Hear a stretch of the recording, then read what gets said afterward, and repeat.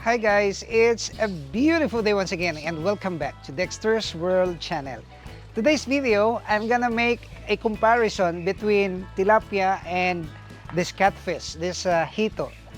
Which of this fish is very saleable and which of this fish can easily be grown and which of this fish can easily be sold in the market. So I would like to say that the production of this kind of fish, the tilapia and hito, differs. They have different ways in order to produce them. Well, the tilapia has no problem in terms of production because we can just produce them naturally. The hito can be produced naturally as well, but it requires technical know-how, technical expertise to produce them. I would like to say that you cannot just easily produce hito or the catfish, while tilapia, you can produce them naturally without effort. Because if you will place the tilapia in a tank where there are breeders and you will feed them and you will provide hiding places for the fingerlings, then that's it. You will really become successful insofar as tilapia breeding is concerned. But the catfish breeding is much more difficult compared to tilapia breeding. Why? Because, as what I have said, you have to test your waters. You have to make it sure that your water is between 6.5 to 7 pH level. And the conditioning of the water is really very important in breeding your hito because they are egg spawners, while the tilapia are mouth brooders. So that's the big difference. So even if the water in your breeding tank for the tilapia is not that good, they can still produce babies because they are mouth brooders. They will take care of their eggs inside the mouth. But the hito, they have to spawn it. That's why it requires a highly technical expertise when you are going to breed them. Of course, you can also breed them in an artificial way. And the more that it's difficult because you have to inject some ovaprim or hormones, and that's it. But it's difficult, I should say. So between the tilapia and the catfish, in terms of production, I can say that you can easily produce tilapia than this catfish.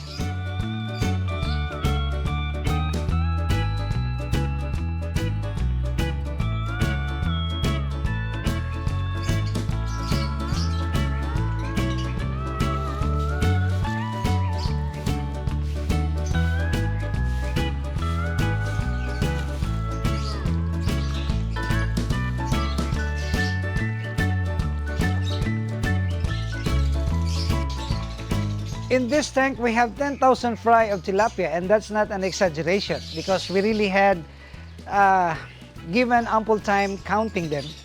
And you will see that we don't have any issue about the tilapia insofar as the breeding aspect is concerned because we just got this from the fish pond. You know, every morning, I ask my staff to catch some, not all, but some of the fingerlings of this tilapia, and we counted it, and it's 10,000 tilapia that are here. And in the other tank, we also have hito, more than 10,000 hito that's been spread all over the tanks. But I would say that this tilapia is quite hardy compared to the hito when they are on their fry stage, because the tilapias cannot be affected easily by the sudden change of the temperature and even the ammonia in the water inside the tank.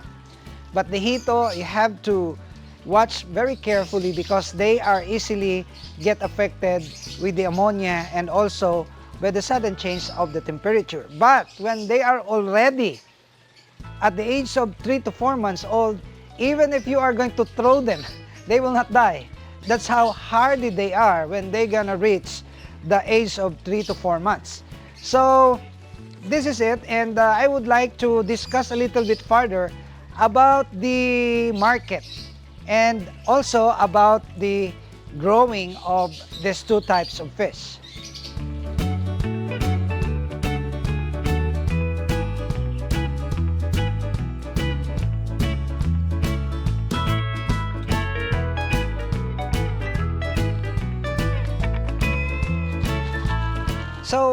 now discuss the grow out of these two fish.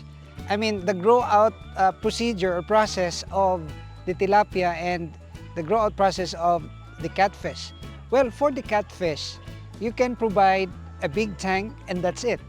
You don't have to do some filtration system because the catfish doesn't require that finest kind of water, meaning that they will thrive even if you will not provide filtration system, especially if you are providing them with a big space.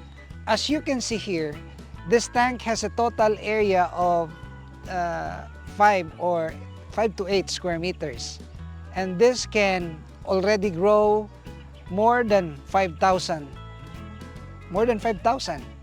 catfish, and anticipating that they will really become big until it's the final harvest. So the tilapia requires filtration system. It requires big space because their growth depends on the kind of space that you're gonna provide them. Of course, that's practically applicable to all fish. But then the tilapia really requires filtration system if you're gonna put them in a controlled environment such as like this. But of course, if you will put the tilapia in the mud pan, then they are thriving. Actually, they will thrive even if you don't have the good filtration system for the tilapia. So my conclusion for this is that the hito or the catfish can easily be grown. The grow out of the catfish is far more easier than growing the tilapia because of the things that I have earlier mentioned.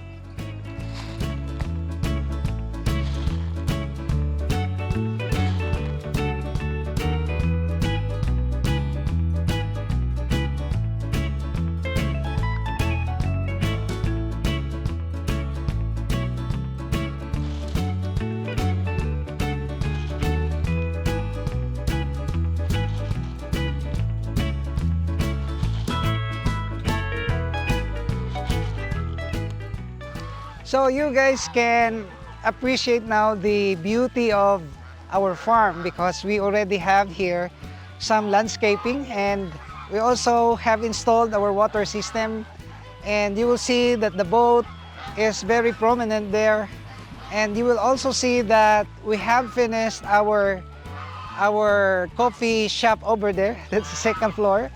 And I would like to tell you in advance that if you're gonna come here, you can eat the best recipe of tilapia and hito, and we will think about recipe also about the Japanese koi, and that would be an exotic food for this farm. So we will move a little bit over there, and you will see our Japanese koi that's already big. Come on, let's go.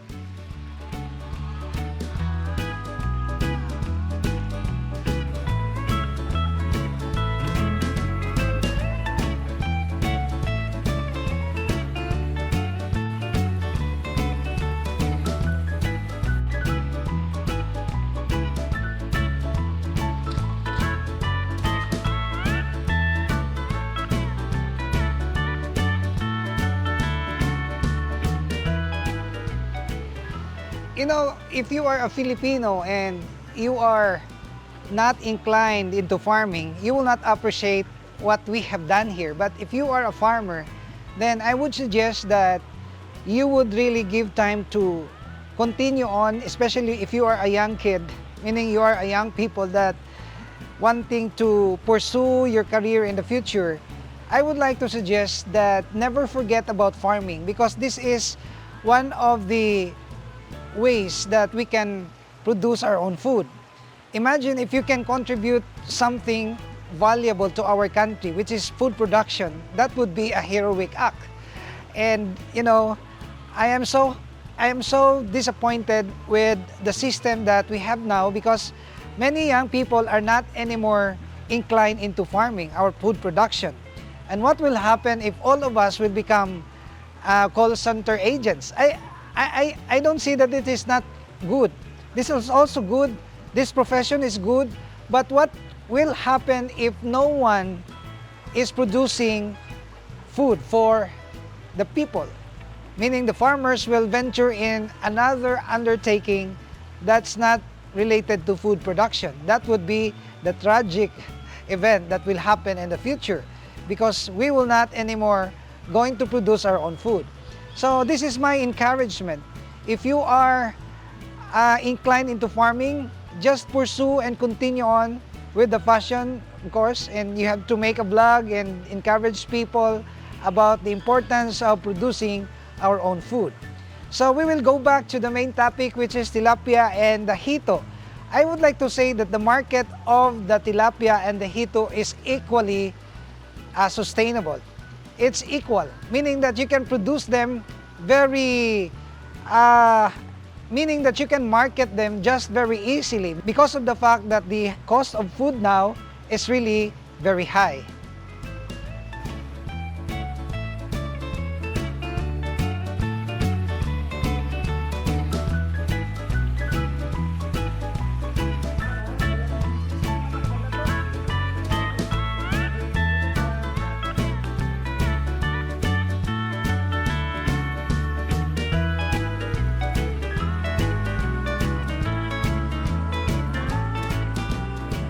So thank you guys for watching. I hope you have learned lessons out of our video, and if you are not subscribed to the channel, may I humbly ask you to please subscribe and hit that notification bell, because we're uploading videos very regularly. And I would like to thank you all for your continued support.